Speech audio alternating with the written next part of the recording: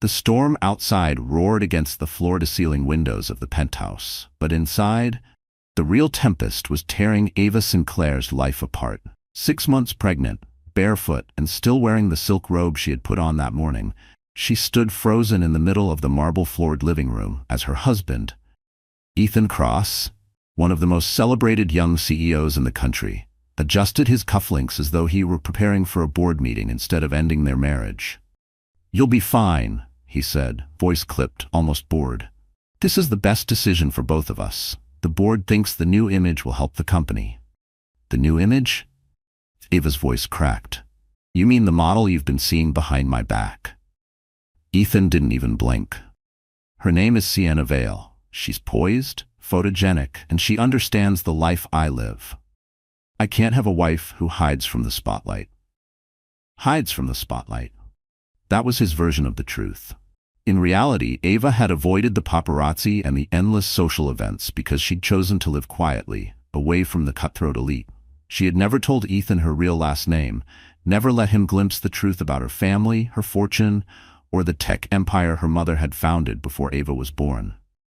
To him, she was just the soft-spoken woman who'd been working at an independent design studio when they met, the woman who fell for his confidence and vision. And now he was throwing her away like yesterday's press release. "I'm pregnant, Ethan." Her hand instinctively cupped her belly. "This is your child." His jaw tightened. "My lawyers will arrange a settlement. You'll have enough." Enough. The word landed like a slap. Not love, not commitment, not even respect, just enough. The man who had once promised to protect her now treated her like an inconvenience. He reached for his coat.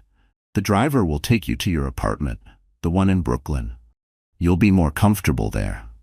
"I don't live in Brooklyn," she said, her voice trembling with disbelief. "That's a storage unit you bought to hide me from your friends." He didn't answer. He was already at the door. Introducing the female lead, Ava Sinclair, though Ethan knew her as Ava James, was 29 years old, a talented interior designer with an eye for both elegance and functionality. Or at least, that's the version of her life Ethan had been allowed to see. The real Ava had been born into the Sinclair dynasty, the sole heiress to Sinclair Technologies, a multinational giant that developed AI systems, cybersecurity solutions, and cutting-edge software used by governments and Fortune 500 companies. Her late mother, Elizabeth Sinclair, had been a tech visionary, and her father, Charles, still served as chairman of the board. But after her mother's death, Ava had begged her father for space. The endless networking, the journalists, the deals, it all felt suffocating. She'd moved to the city under an assumed surname, determined to prove she could build a life that had nothing to do with her family name. She never expected that the man she'd fall for would one day humiliate her in the most public way possible. Setting the stage. The Cross penthouse was a sleek testament to Ethan's ambitions. The glass and steel fortress towering above Manhattan, every corner meticulously curated to project wealth and dominance. Tonight, however, the space felt cold, stripped of the illusions Ava had once wrapped herself in. In the corner, a glossy magazine lay open to an article about Ethan's latest merger. On the opposite page was a photo of him and Sienna at a charity gala just 3 nights ago, her glittering gown hugging a body that screamed confidence and youth. The headline gushed about Ethan's magnetic new companion, but Ava hadn't realized how deep the betrayal ran until this very moment. The break, Ethan's phone buzzed. He glanced at the screen and smiled, an expression Ava realized she hadn't seen directed at her in months. "Sienna's downstairs," he said, without shame. "We're going to the Met Gala. I'll have the papers sent to you tomorrow." "You're divorcing me while I'm pregnant so you can take a model to the Met Gala?" Ava's voice rose. She didn't care if the neighbors heard. Ethan's gaze was flat. "The company needs stability. Investors don't want scandal. We'll make it look amicable." She let out a bitter laugh. "Stability? You're creating the scandal." He stepped closer, lowering his voice as though he were offering her a final piece of advice. "Ava, you don't have the power to fight me. Don't make this harder on yourself." For the first time that night, something inside her shifted. Not anger, not grief. Something colder, sharper. Power. She had the means to ruin him, to strip away every shred of the empire he thought he'd built without her. But she said nothing. Not yet. The foreshadow. When Ethan left, the silence wrapped around her like armor. She crossed to the window, looking out at the glittering skyline. Somewhere out there, behind tinted glass and locked gates, was the Sinclair estate. She hadn't stepped foot in it for nearly 5 years, but she still had the key. She pulled out her phone and scrolled past Ethan's number to the one she had kept hidden even from herself, labeled simply, Uncle R. Her mother's younger brother, Richard Sinclair, was the current CEO of Sinclair Technologies and a man who never forgot a slight against his family. Her thumb hovered over the call button. The mini cliffhanger. She took a deep breath, pressed dial, and when his familiar voice answered with, "Ava, is everything all right?" she smiled for the first time that night. "Uncle R," she said, her voice steady. "It's time to come home, and it's time Ethan Cross learns who he just divorced." The following morning, the media was already buzzing. Entertainment blogs splashed photos of Ethan Cross and Sienna Vale stepping out of a black town car, cameras flashing as if they were royalty. Headlines screamed, "Tech CEO and supermodel make first public appearance, and Ethan Cross's new power couple era begins." Ava sat at the small breakfast table in her rented loft, untouched coffee cooling in front of her. The city outside hummed with its usual chaos, but in her head, there was only stillness. She had spent the night making lists, revisiting memories she'd buried, and replaying Ethan's words like a broken record. "You don't have the power to fight me." The call to Uncle Richard had been brief. He hadn't asked for details. "I'll send the car," he'd said. "Be ready by noon." Packing the life she chose, her life in the loft was a deliberate choice.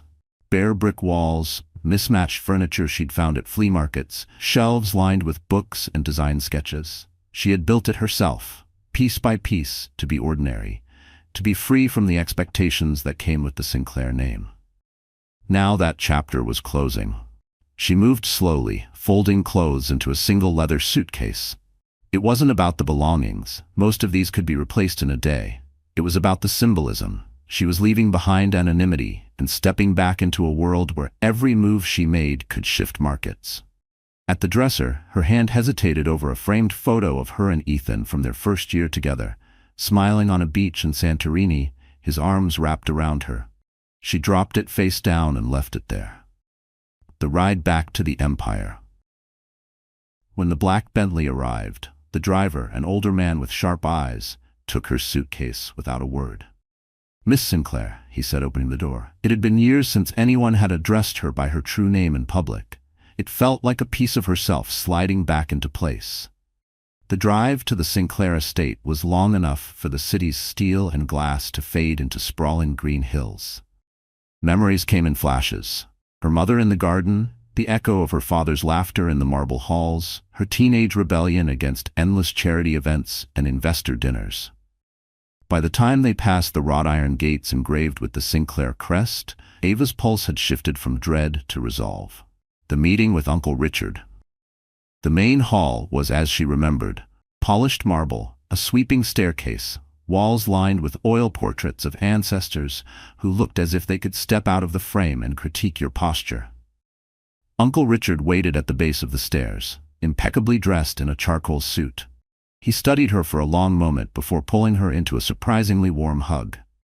"You've lost weight," he said, frowning. "And you're 6 months?" She nodded, hand resting protectively over her belly. "It's Ethan's." His frown deepened, and his voice took on that clipped tone that had terrified CEOs in boardrooms across 3 continents. "Then tell me everything." They moved to the library, a vast room with floor-to-ceiling bookshelves and a fire crackling in the hearth despite the mild spring day. Ava told him the story from the beginning. How she had met Ethan under her assumed name, how she'd kept her identity secret, and how he'd thrown her aside for Sienna Vale. Richard listened without interrupting, his expression unreadable. When she finished, he leaned back in his chair, steepling his fingers. "He thinks you're powerless," Richard said. "That's good. Let him think that a little longer." A strategic pause. Ava had expected him to suggest immediate retaliation. Press releases, legal action, a very public display of wealth and influence. Instead, Richard poured her a glass of water and handed it to her. "We don't start with revenge. We start with control." "Control of what?" she asked. "Control of the narrative," he replied. Right now, the story is about Ethan and his model. We need to make sure you become the story, on our terms. Ava took a slow sip of water. I don't want sympathy. You won't get sympathy, Richard said. You'll get respect. The first step that afternoon, Ava's old phone was replaced with a new one, loaded with encrypted apps and contacts she hadn't spoken to in years. Board members, legal advisors, PR strategists. Her wardrobe was replaced too.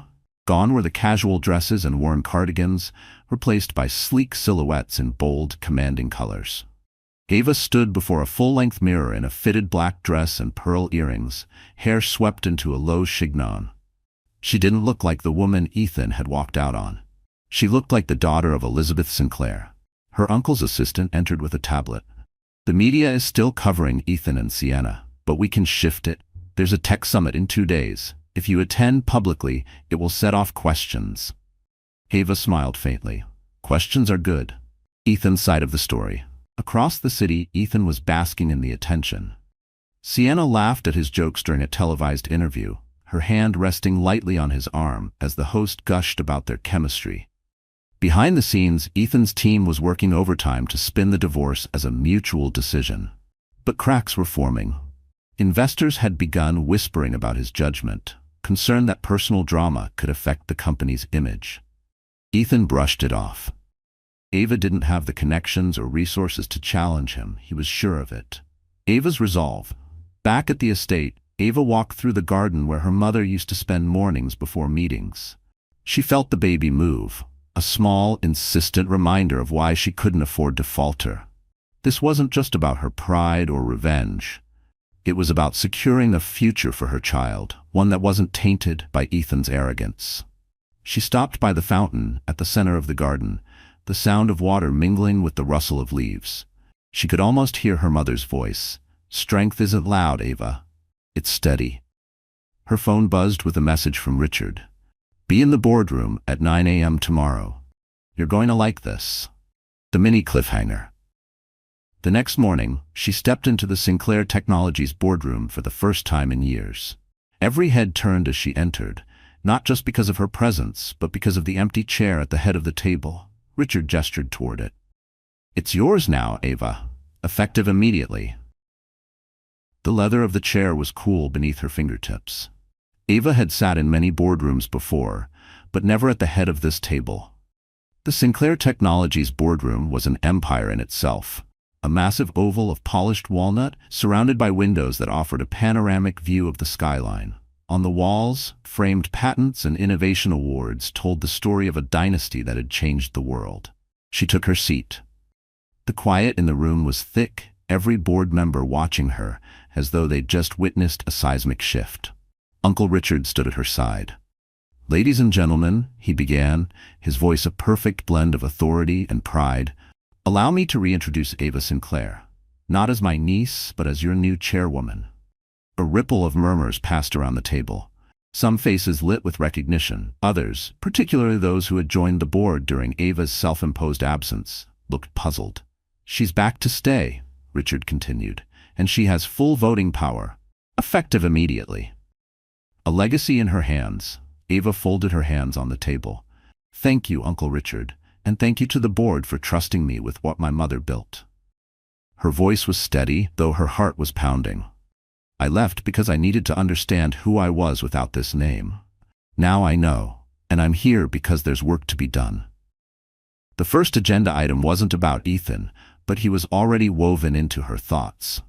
Sinclair Technologies had the resources to move markets, and in the right hands, it could also shift the balance of power in an industry Ethan depended on. Before we move on, Ava said, scanning the room, I want a full report on all current partnerships, especially those involving cross-dynamics. That got their attention. Several board members exchanged wary glances. The first play by lunch, Ava had learned the basics. Cross-Dynamics had just secured a joint development agreement with a smaller AI firm, one Sinclair Technologies had quietly invested in 5 years ago.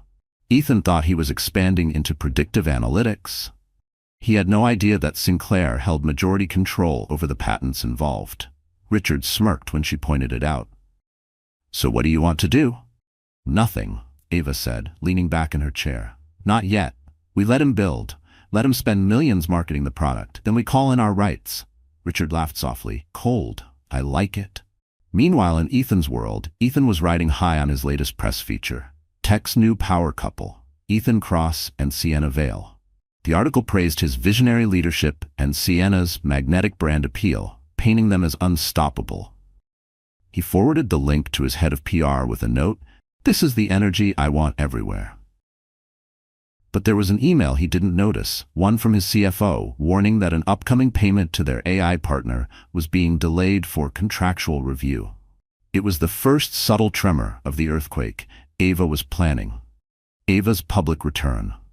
2 days later, Ava made her first public appearance in over a year at the annual International Tech Summit.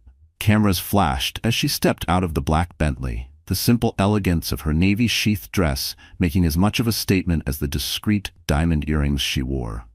Journalists swarmed. "Miss Sinclair, are you here to announce a new partnership? Why now, after so much time away from the public eye? Is it true you're pregnant?" Ava smiled, offering no comment beyond, "I'm here for the future." Inside, she worked the room with calculated precision. Every handshake was photographed, every conversation noted.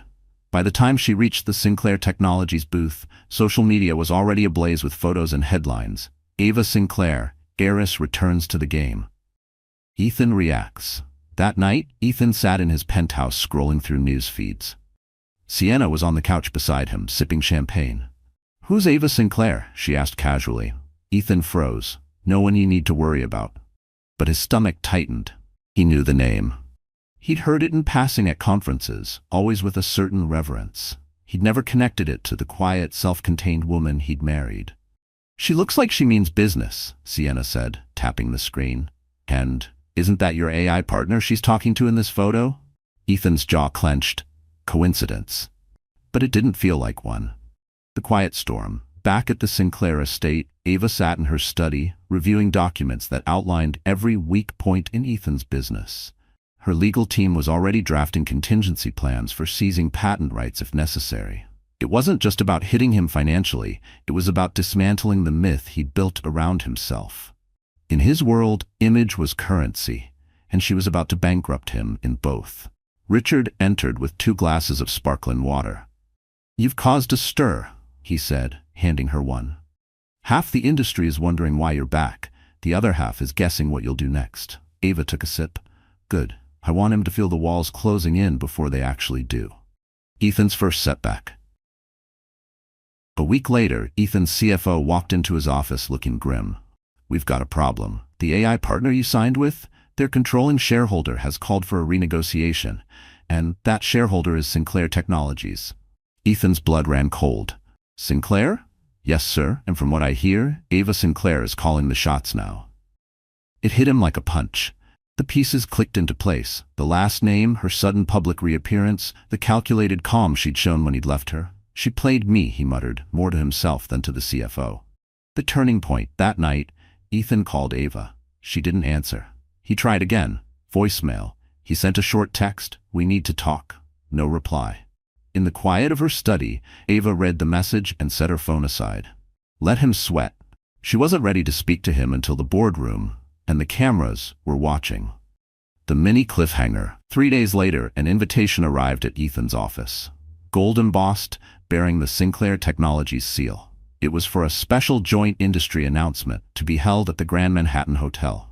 At the bottom, in elegant script, was a single line, "Hosted by Ava Sinclair, Chairwoman." The Grand Manhattan Hotel had hosted presidents, royal weddings, and billion-dollar merger signings, but that morning, it belonged to Ava Sinclair. The marble lobby gleamed under crystal chandeliers, and a red-carpeted staircase led to the ballroom where the press conference would take place. Rows of velvet chairs faced a long stage draped in Sinclair Technologies' navy and silver banners.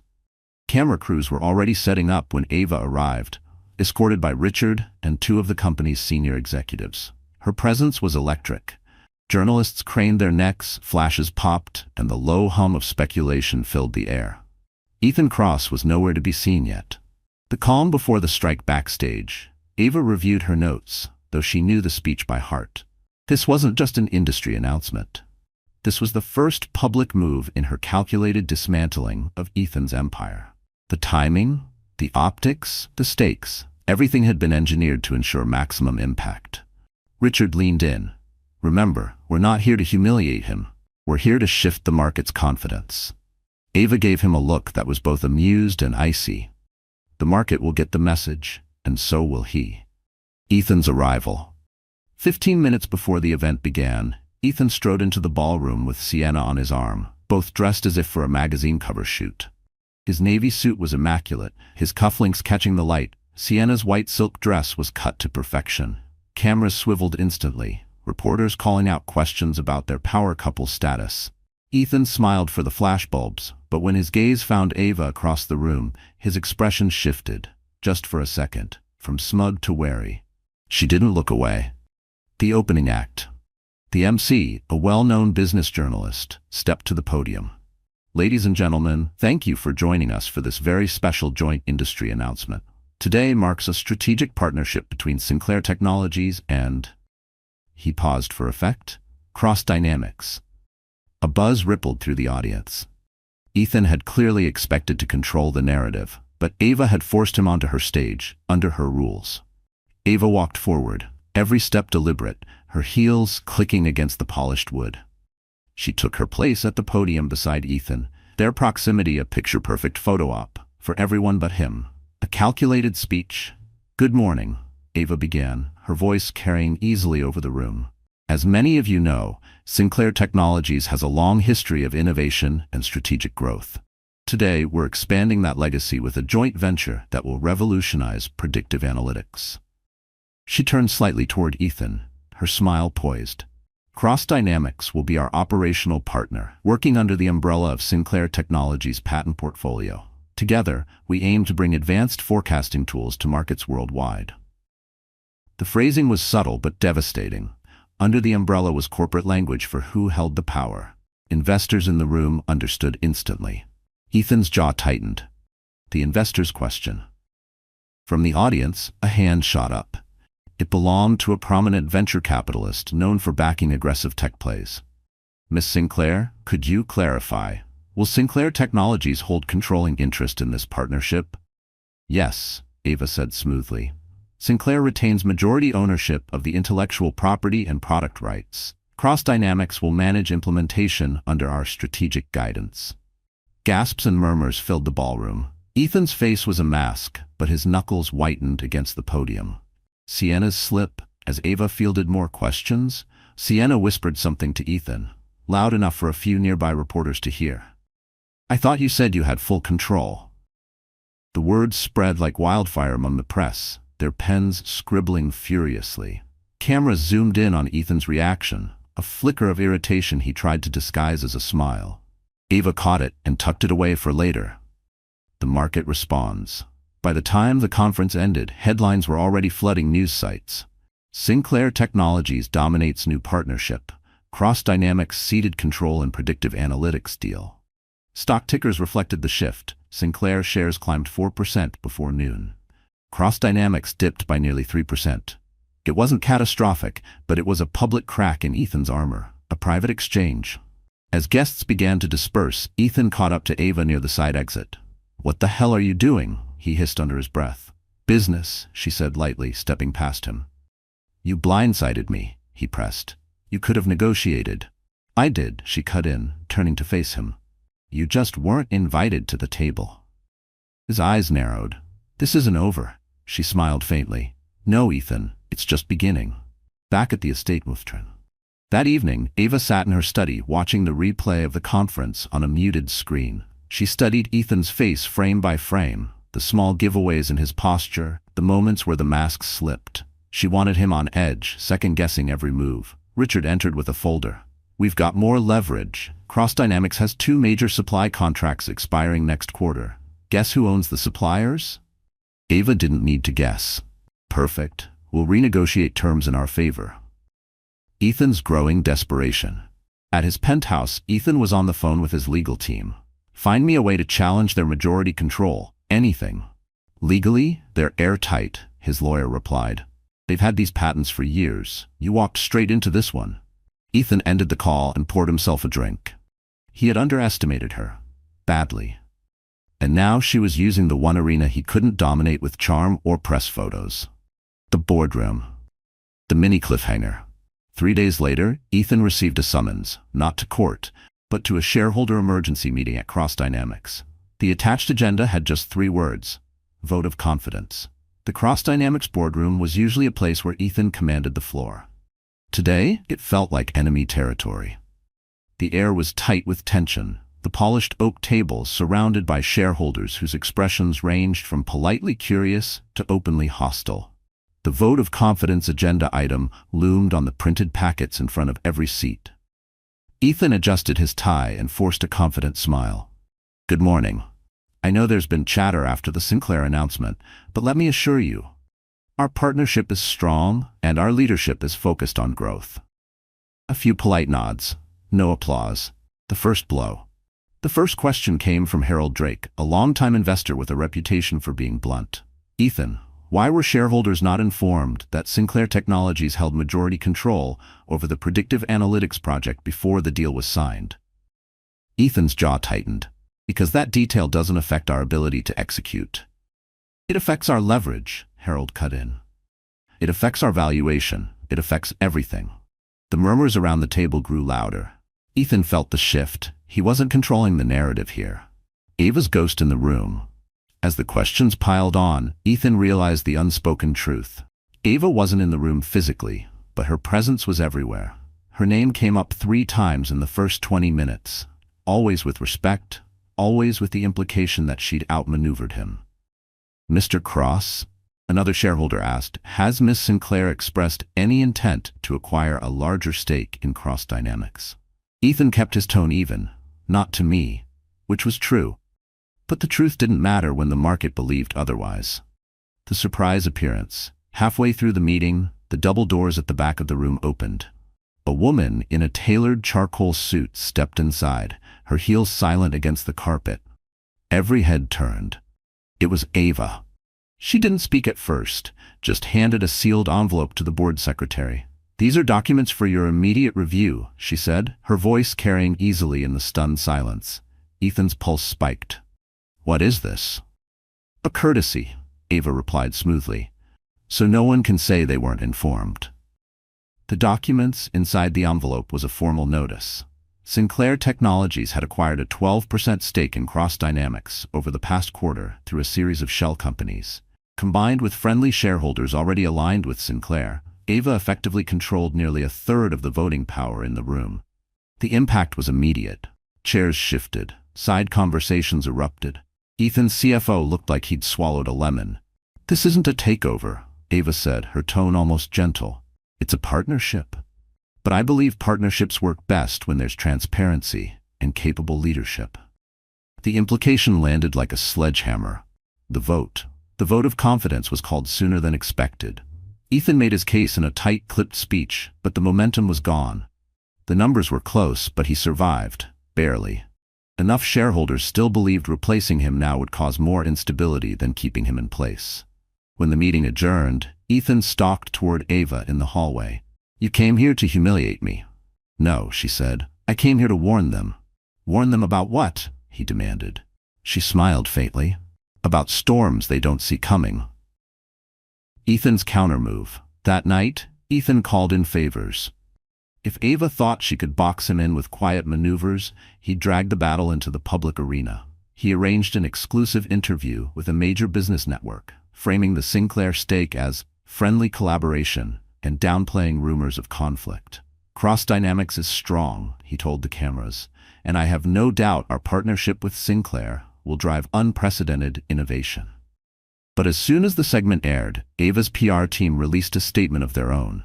Sinclair Technologies is committed to supporting Cross Dynamics' growth, under leadership that prioritizes transparency and strategic foresight. It was a perfect mirror, polite, professional, and devastating. The quiet planning. Back at the Sinclair estate, Ava reviewed a list of Ethan's upcoming speaking engagements, partnerships, and investor dinners.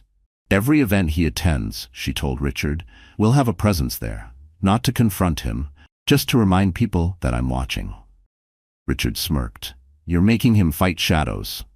Exactly, she said. Shadows are harder to hit. Sienna feels the pressure. Sienna wasn't used to being ignored, but lately Ethan was distracted, tense, and often on the phone late into the night. The lavish dates slowed, replaced by strategy meetings and emergency calls. One evening, she confronted him. This isn't fun anymore, Ethan. You're obsessed with her. I'm not obsessed, he snapped. I'm managing the situation. Sienna folded her arms. Managing or losing? Ava's next move. A week later, invitations went out for the Sinclair Foundation's annual charity gala, a black tie event that doubled as a showcase for the family's influence. Ava had skipped it for years. This time, her name was on the top of the host list. The guest list read like a who's who of the business and political elite. Ethan and Sienna were both invited, though Ava doubted they'd dare decline. Richard caught her eye as they reviewed the seating chart. You're setting a stage. Ava's smile was slow and deliberate. I'm building a theater. The mini cliffhanger. On the night of the gala, the red carpet was a blaze of flashbulbs. Ava stepped out of the Bentley in a sweeping black gown, diamonds catching the light like shards of ice. Cameras roared her name, and at the far end of the carpet she saw Ethan and Sienna arrive, right as the press shouted, "Ava! Over here!" with them for a photo. The Sinclair Foundation's annual charity gala was the crown jewel of the city's social calendar, a glittering evening where billionaires, politicians, and celebrities mingled under the pretense of philanthropy. Tonight, however, it was more than a fundraiser. It was Ava Sinclair's battlefield. The ballroom of the Grand Meridian Hotel shimmered under chandeliers the size of small cars. Crystal flutes of champagne sparkled on silver trays, and the air was thick with the scent of orchids flown in from Singapore. A 40-foot digital display cycled through images of Sinclair-funded projects, schools, hospitals, tech incubators. But no one was looking at the screen. All eyes were on Ava. The entrance. She moved through the crowd with the grace of someone born to command it. Her black silk gown flowed like liquid, and the deep V of the neckline was offset by the perfect drape of a diamond necklace. She greeted donors, shook hands with senators, posed for photographs. Every time the cameras flashed, Ethan saw it. She wasn't the quiet, modest woman he'd left. She was a presence, magnetic, untouchable. Sienna clung to his arm as they stepped into the room, her silver dress catching the light. But while heads turned to acknowledge them, the photographers weren't shouting their names. They were shouting Ava's. The first encounter. It didn't take long for them to cross paths. Ava was speaking with the mayor when Ethan approached, Sienna in tow. "Madam Chairwoman," Ethan said with a practiced smile. Impressive turnout. Ava's gaze flicked to him, cool and unreadable. "We have generous supporters. They believe in causes that matter." Sienna forced a laugh. "Like helping, whatever it is your foundation does?" The mayor's eyebrows rose. Ava's smile never faltered. "Education, healthcare, and innovation," she said smoothly. "Things that leave a lasting impact. Unlike a seasonal runway show." The mayor chuckled under his breath and excused himself. The donor table dinner was served at long banquet tables arranged in a horseshoe around the stage. Ava had placed Ethan and Sienna at a prime table near the front, but directly across from her. It was deliberate. Every time he looked up, she was there, poised and engaged with the city's most influential people. Midway through the meal, the MC announced a special guest speaker, Ava Sinclair herself. Ethan stiffened. He hadn't been warned about this. A speech with layers. Ava stepped to the podium, her voice carrying easily through the hall. She spoke about the foundation's projects, the lives changed, the importance of innovation not just in business but in compassion. Then her tone shifted. "Partnerships," she said, "are built on trust, transparency, and mutual respect. Without those, even the most promising ventures can falter. I've learned that the hard way, but I've also learned how to rebuild stronger than before." It wasn't overt, but it didn't need to be. The room caught the subtext. Cameras zoomed in on Ethan's face, Sienna's misstep. As applause filled the room, Sienna leaned toward Ethan. "You didn't tell me she was this good." Her voice wasn't loud, but it was loud enough for the venture capitalist beside her to hear. That VC happened to be a Sinclair ally. Within minutes, the comment made its way back to Ava via discreet text from Richard. "She's rattled him in front of donors." Ava allowed herself a small sip of champagne, her expression unreadable. The the silent auction power play. After dinner, guests wandered to the silent auction tables. Luxury vacations, art pieces, rare wines. Ava had donated a week-long retreat at the Sinclair estate in Provence, complete with private jet transportation. Ethan's competitive streak flared when he saw it. He scribbled his bid, determined to win at least one headline-worthy prize tonight. An hour later, the final bids were revealed. Ethan's name was there, but below Ava's, who had outbid him by $1, reclaiming her own donation for publicity and control. It was petty. It was perfect. The dance floor. The band struck up a slow jazz number, and couples began to fill the dance floor. Ava accepted a dance from the governor, her laughter ringing clear across the room. Photographers swarmed. Ethan, watching from the edge, could feel the narrative slipping. He'd come here expecting to show unity and charm with Sienna. Instead, the evening belonged to Ava. Sienna tugged at his sleeve. "Dance with me," she whispered, desperation edging her voice. He obliged, but halfway through the song, Ava and the governor danced past them. She caught Ethan's eye, just long enough to make him miss a step. The closing move. As the night drew to a close, Ava took the microphone once more to thank guests. "Tonight, we've raised over $12 million for initiatives that will shape the future," she announced to thunderous applause. Then, with a glance toward Ethan, she added, "And in the coming months, Sinclair Technologies will unveil projects that redefine what's possible when leadership is aligned with purpose." It was an announcement with no specifics, but it landed like a warning shot. The message was clear. Bigger moves were coming. Backstage fallout. In the green room after the gala, Richard handed Ava a glass of water. "You just owned the room." "That was the point," she said, removing her earrings. "He needed to see that no matter where we are, I control the tone. And everyone else needs to see it too." Her phone buzzed, a message from one of Ethan's minority shareholders. "If you're serious about change at Cross Dynamics, I'm ready to talk." Ava's smile was slow, deliberate. "It's starting." The mini cliffhanger. An hour later, while the city slept, a courier delivered a thick envelope to the Sinclair estate. Inside was a confidential document marked in bold, "Acquisition Proposal, Cross Dynamics." And at the bottom, the offer was signed not by Ava, but by 3 of Ethan's own board members. The envelope sat on Ava's desk like a loaded weapon. 3 Cross Dynamics board members, men who had once stood firmly in Ethan's corner, were now offering her a path to controlling his company outright. Richard read the proposal twice, then looked up at her. "They're serious. They've had enough of him." Ava traced a finger along the embossed Sinclair letterhead she'd been using for recent communications. "If they're coming to me, it means he's losing more than just market confidence. He's losing his own people." Behind enemy lines, across the city, Ethan was in damage control mode. His days were a blur of investor calls, emergency strategy meetings, and frantic texts to board members. Each conversation felt like it ended with the same polite but distant promise. "We'll see how the next quarter goes." Sienna noticed the shift. Their dinners had turned into silent meals. The lavish trips he'd once promised were postponed. Her patience was wearing thin. One evening she confronted him. "Ethan, you're losing this." He didn't look up from his laptop. "I'm managing it." "Managing what?" she pressed. "Ava's everywhere, on the news, at events, in your contracts. She's making you look like a fool." Ethan's jaw tightened. "Then it's time we change the game." Ava's strategy session. At the Sinclair estate, Ava gathered her inner circle. Richard, her PR head, her chief legal counsel, and a representative from their mergers and acquisitions team. The acquisition proposal was projected onto the wall.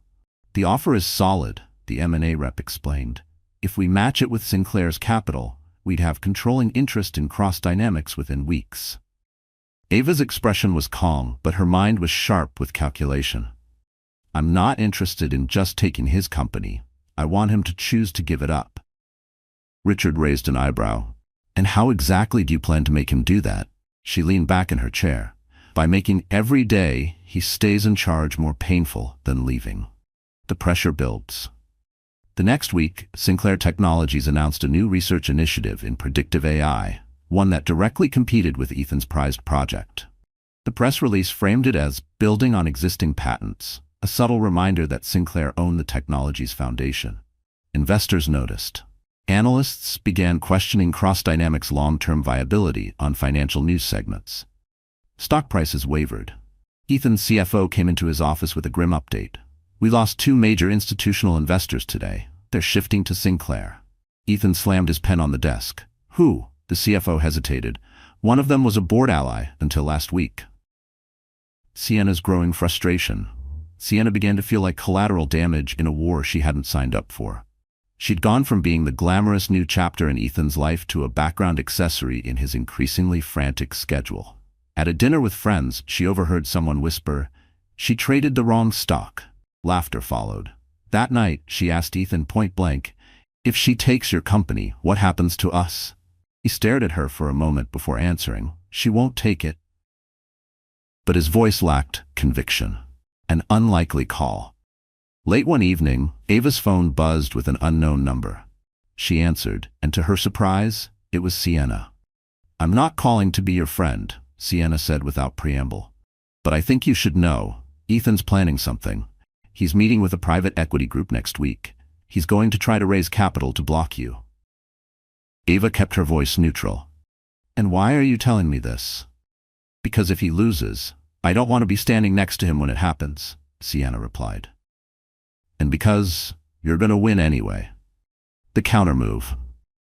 The next day, Ava's legal counsel secured meetings with 2 of the largest private equity firms in the country, both with histories of working with Sinclair Technologies. By the end of the week, those firms had publicly declared the support for Sinclair's vision for industry innovation, effectively cutting off Ethan's lifeline before he could grab it. Richard grinned as the news broke. "You didn't just close a door, you bricked it shut." Ava allowed herself a small smile. "Now we wait for him to realize he's running out of exits." Ethan's breaking point. When Ethan heard the news, he went quiet. Too quiet. His COO watched him closely during their next meeting. "Ethan, we need to start contingency planning. If Sinclair pushes for a hostile takeover." "There won't be a takeover," Ethan interrupted, "because I'm not giving her the satisfaction." But that night, alone in his penthouse, he stared out at the city lights and felt the walls closing in. Every option was narrowing. Every call with the board was colder than the last. The dinner invitation. 2 days later, Ethan received an envelope delivered by hand. Inside was a simple, handwritten note. "Dinner. Neutral ground, just us. Ava." The location was a private dining room at the top of the St. Regis. No media, no board members, just them. Ethan stared at the note for a long time before tucking it into his jacket pocket. The mini cliffhanger. That evening, he arrived at the St. Regis to find Ava already seated at a candlelit table by the window, the skyline sprawling behind her. She looked calm, almost serene, as she set down her wine glass. "Ethan," she said, her voice smooth as silk, "let's talk about the price of your piece." The St. Regis dining room was nearly empty, its floor-to-ceiling windows framing the city like a living painting. Soft jazz drifted from hidden speakers, the low light glinting off polished silverware. Ava sat poised, hands resting lightly on the table, a vision of calm control. Ethan approached, his jaw tight but his expression neutral. He took the seat across from her without shaking her hand. "You picked a nice spot," he said flatly. "I wanted privacy," Ava replied. "And clarity." A waiter appeared with a bottle of wine, but neither of them touched it. This was not a dinner for indulgence, it was a negotiation. Opening moves, Ethan leaned forward. "If you're here to gloat, save it. I'm still in control of Cross-Dynamics." "For now," Ava said evenly, "but every day, you lose more ground. Your board is fractured, your investors are looking elsewhere, and you know I have the resources to wait you out." He gave a humorless laugh. "You always did like the long game." "I learned from the best," she said, her tone soft but edged with steel. The offer. Ava slid a folder across the table. Inside was a document labeled Proposed Transition Agreement. "I'm offering you a way out," she said. "You resign as CEO, publicly. In exchange, Sinclair Technologies acquires Cross-Dynamics at a premium that protects your reputation and your remaining shares. You walk away with enough to start over, quietly." Ethan's eyes scanned the pages. "This is generous," he said finally. "Too generous, which means you want something more." "What I want," Ava said, "is to end this on my terms, not drag it through court and the press." Pride and fear, Ethan closed the folder and set it aside. "You think you can buy my dignity?" I think, Ava said slowly, you've already sold it. To the media, to your ego, to anyone who believed your story about trading up for a model and leaving your powerless spat wife behind. His jaw tightened. This isn't about the marriage anymore. Ava's eyes locked onto his. It's always been about the marriage. You just didn't realize it was also about the business. A flash of vulnerability. For a moment, Ethan's confidence faltered. He glanced toward the window, the city lights flickering like distant fires. I built Cross Dynamics, he said quietly. From nothing. Every deal, every product. On patents Sinclair Technologies owns, Ava interrupted. On a network my family helped you access. You didn't build it alone, Ethan. You just convinced yourself you did. He met her gaze again, the anger returning. And what if I don't sign? The consequences. Ava's voice didn't rise, but it cut through the space between them. Then I keep tightening the noose. Every contract, every supplier, every investor you rely on, I'll be there first. Your stock will bleed value. Your board will vote you out. And when it's over, you'll be a footnote in a business journal article about corporate arrogance. Silence settled between them. The waiter returned to refill their water glasses, oblivious to the quiet war unfolding. Ethan's counterplay. You think you've cornered me, Ethan said. But there's one thing you're forgetting. I still have allies. And not all of them play by your family's rules. Which allies? Ava asked, tilting her head. The ones who already called me this week? Or the ones who've been selling their shares before the next quarter's report? He blinked, the slightest pause revealing the truth. The personal blow, Ethan shifted tactics. What's this really about, Ava? Revenge? Proving you're stronger than me? Her expression softened, not with forgiveness but with certainty. It's about our child. I will not let their name be tied to your recklessness. This isn't vengeance, Ethan. This is protection. For the first time his eyes dropped to her midsection, to the subtle curve beneath the tailored dress. Something unreadable crossed his face. Regret, maybe, but it vanished quickly. A closing window. I'll give you 72 hours, Ava said, sliding the folder back toward him. After that, the offer disappears, and so does your control. He stood, leaving the folder on the table. You're underestimating me. Or, Ava replied, I know you better than anyone. He walked out without another word, his reflection in the glass shrinking as he moved away. Richard's assessment. Back at the Sinclair estate later that night, Ava found Richard waiting in her study. Well? He asked. He's stalling, Ava said, sinking into her chair. He's not ready to admit he's lost. Richard handed her a folder of his own. Then we make the decision for him. We've got enough shareholder support to trigger a special resolution. If we move now, we could vote him out within 2 weeks. Ava looked at the papers, then shook her head. Not yet. Let him feel the clock ticking. Ethan's next call. In his penthouse, Ethan poured himself a drink and dialed a number he hadn't called in years. It's Ethan, he said when the line picked up. I need a favor. Something off the books. The voice on the other end chuckled. Sounds like trouble? You have no idea, Ethan replied. The mini cliffhanger. 2 nights later, Ava's head of security entered her office with a grim expression. We've got a problem. Someone's been digging into your private accounts and your travel schedule. On his desk was a surveillance photo of Ava leaving the St. Regis. The man in the background, partially hidden, was Ethan. The photo lay on Ava's desk like a warning. Ethan lurking in the background of her St. Regis meeting wasn't coincidence, it was surveillance. And surveillance meant he was done playing strictly in the corporate arena. Richard paced in front of her. If he's moving into personal territory, we need to escalate security. You can't risk being caught off guard. Ava closed the folder containing the photo. Security, yes, but I'm not hiding. If he wants to watch me, I'll give him a performance worth remembering. The industry panel, a week later, the International Business Leadership Forum, was set to host a televised panel on the future of predictive technology. Ava had been confirmed as the keynote speaker months ago. Ethan's name appeared on the panel list 2 days before the event, added at the insistence of one of the sponsors. It was obvious he wanted to share the stage, maybe even publicly challenge her. Richard wasn't thrilled.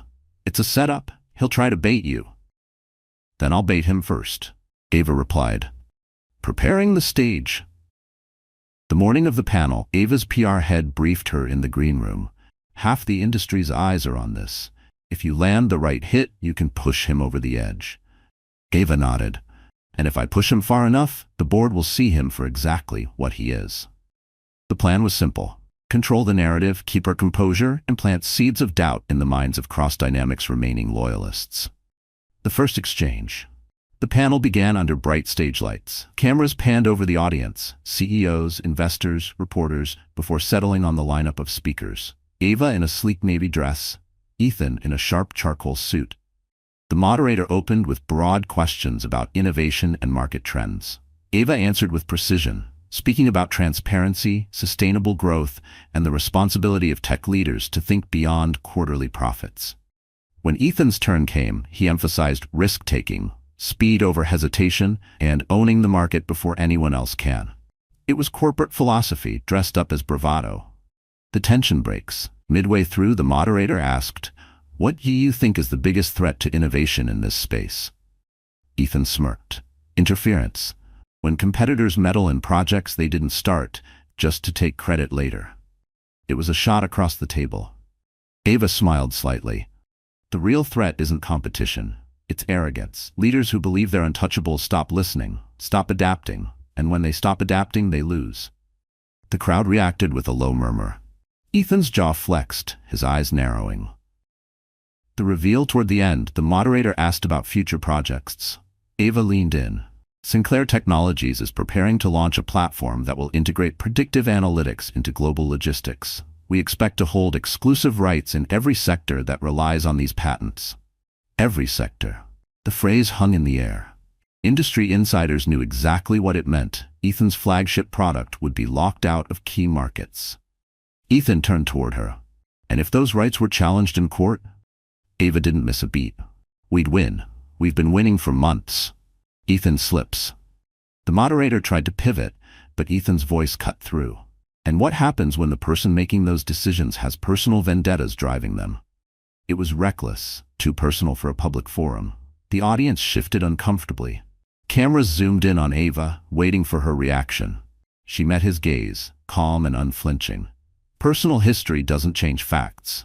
And the fact is, leadership is about stability, which is why shareholders should think carefully about who they trust with the future of their company. The blow was clean and devastating. After the panel. In the green room afterward, reporters crowded Ava with questions. She answered selectively, keeping the focus on her projects. Ethan was across the room, speaking in hushed tones to his COO. His face was tight, controlled, but his hands gave him away, flexing and clenching like he was barely containing himself. Richard slipped beside Ava. "We've got calls from 2 more Cross Dynamics board members. They're ready to talk." "Good," Ava said. "Set the meetings." Ethan's fracture. That night, Ethan confronted his COO. "You told me this panel was my chance to show strength. Instead, she made me look like I was unraveling." His COO didn't deny it. "Because you are. You're fighting on her terms, and the board's starting to ask if you can handle the pressure." Ethan grabbed his coat. "Then I'll show them pressure." The next morning, at 8 a.m., Ava's PR team was alerted to a press release from Cross Dynamics. Ethan Cross announces aggressive expansion plan to outpace Sinclair Technologies. It was bold, borderline reckless, especially without the capital to back it. Ava's chief legal counsel looked up from the release. "If he pushes this through, he'll burn through his cash reserves in 6 months." Ava's smile was cold. "Then we just need to make sure the burn happens faster." The mini cliffhanger. That afternoon, Ava received an anonymous envelope. Inside was a single page torn from a legal pad. In bold handwriting it read, "You're not the only one who knows how to play dirty. See you at the gala." The city's winter charity gala was the kind of event that made front-page headlines and filled glossy magazine spreads. Under the vaulted ceiling of the glasshouse pavilion, glittering snowflake chandeliers hung above a sea of sequined gowns and tuxedos. The air was crisp, with the scent of pine garlands and expensive perfume.